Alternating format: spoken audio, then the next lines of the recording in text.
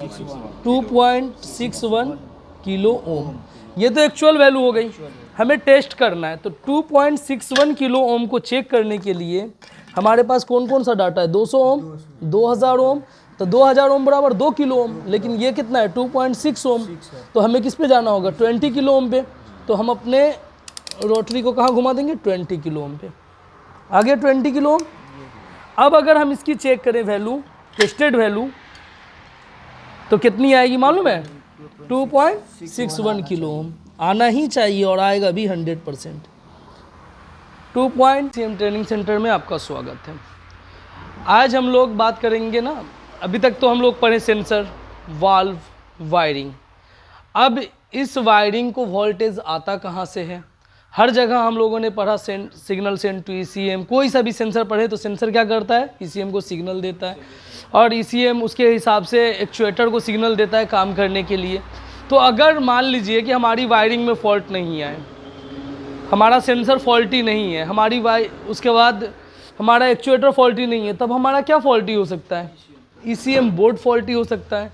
और अगर हम अच्छे टेक्नीशियन हैं, तो अगर हमारे पास कस्टमर आ रहा है, तो अगर ये बोर्ड ही फॉल्टी हो गया है, तो हम क्या करेंगे कि इस बोर्ड को रिपेयरिंग भी कर सकते हैं, रिपेयर भी कर सकते हैं। तो इस बोर्ड को रिपेयर करने के लिए मैंने बताया था आपको कंपोनेंट ऑफ ECM। उसी में से एक कंपोनेंट अपना क्या है? रेसिस्टेंस है। एक कंपोनेंट रेसिस्टेंस है।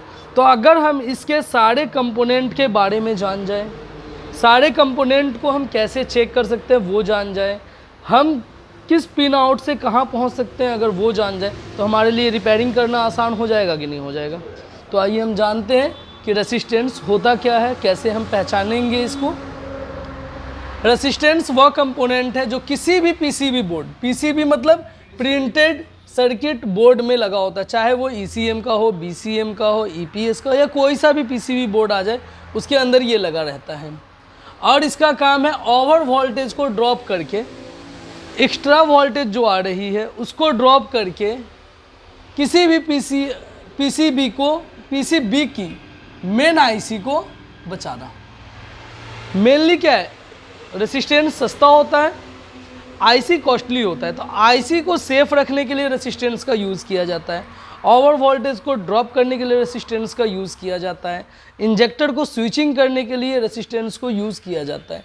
इसका जो कलर होता है, रेसिस्टेंस की जो कलर होगी वो ब्लैक हो सकती है, ब्लू हो सकती है, रेड हो सकती है। यूनिट जो है ओम होता है, रेसिस्टेंस की यूनिट ओम होता है। सिंबल जो है रेसिस्टेंस का कुछ इस तरीक़ा से होता है। 1000 ओम बराबर 1 किलो ओम, और 1000 किलो ओम बराबर 1 मेगा ओम होता है। ये याद रखने की बात है। जब हम आपको पढ़ाएंगे, SMD कैलकुलेटर एक डाउनलोड करवाएंगे जिसमें हम रेसिस्टेंस की वैल्यू निकालेंगे, वो अभी हम लोग चेक करेंगे। रेसिस्टेंस की क्या निकालेंगे? वैल्यू निकालेंगे। कौन सी value? Actual value. Use in ECM and other PCB printed board में कैसे यूज़ होता है? Safety of IC as like fuse, switching off injector, over voltage discharge. Safety of IC कैसे ECM में होगा? मान लेते हैं कोई सा भी सेंसर है, 3 वायर का है, सिग्नल वाली वायर जा रही है ECM के अंदर। अब इसको 5 वोल्ट आना चाहिए, अलग से 12 वोल्ट का कोई सा वायर इसमें टच कर गया। जैसे ही टच करेगा, यहाँ पे जो भी रेसिस्टेंस लगा रहेगा वो ब्लास्ट करेगा कि नहीं करेगा? अगर ये रेसिस्टेंस ही ब्लास्ट कर गया तो देखो IC तक प्रॉब्लम पहुँच पाई, रेसिस्टेंस उड़ा, IC बच गई। तो इस तरीके से हम कह सकते हैं कि सेफ्टी ऑफ IC। उसी तरीके से एज लाइक फ्यूज़, फ्यूज़ के जैसे कोई भी 12 वोल्ट का मान लीजिए आ रहा है, कोई भी 12 वोल्ट की पावर सप्लाई जा रही है ECM के अंदर किसी भी, और उसमें अगर सट के ज़्यादा वोल्ट आ जाए या कम आ जाए, तो यहाँ पे ना 0 नंबर का रेसिस्टेंस लगा रहता है। कितने नंबर का रेसिस्टेंस लगा रहता है? 0 नंबर के रेसिस्टेंस को आप चेक करोगे ना, तो वो दोनों साइड से बीप करेगा। बट ये लगा रहता है एज लाइक फ्यूज़ के जैसे। अगर ओवर वोल्टेज आ गया या कोई ऐसी दिक्कत हो गई, तो ये क्या करेगा? अपने आप को ब्लास्ट कर लेगा। जैसे ही ब्लास्ट करा, IC हट गई, सेफ हो गई IC। स्विचिंग ऑफ इंजेक्टर, ये स्विचिंग ऑफ इंजेक्टर क्या है? मॉसफेट से जुड़ा रहता है।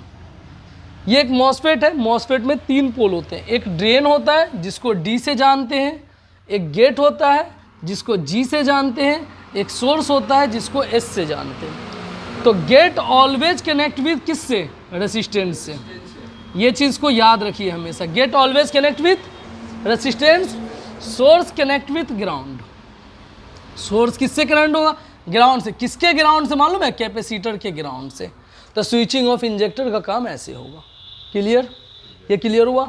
इसको नोट डाउन कीजिए और अब मैं बताता हूँ आपको रेसिस्टेंस को आप चेक कैसे करेंगे।